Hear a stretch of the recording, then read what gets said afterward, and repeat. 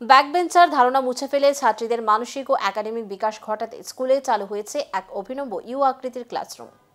Backbencher ধারণা মুছে ফেলে ছাত্রীদের মানসিক ও একাডেমিক বিকাশ ঘটাতে স্কুলে চালু হয়েছে এক অভিনব ইউ আকৃতির ক্লাসরুম। এই উদ্যোগের পেছনে রয়েছে সম্প্রতি মুক্তিপ্রাপ্ত দক্ষিণ ভারতীয় ছবির স্নানার্থী শ্রীকুটান নামক একটি ছবির এক আবেগঘন দৃশ্য, যেখানে এক পিছনে বসা ছাত্র লাঞ্ছিত হওয়ার পর শিক্ষক সামনে ইউ আকৃতির বসার ভাবনা আনেন, যাতে সবাই থাকে এক সারিতে, সকলেরই হয়ে ওঠে সমান গুরুত্বপূর্ণ।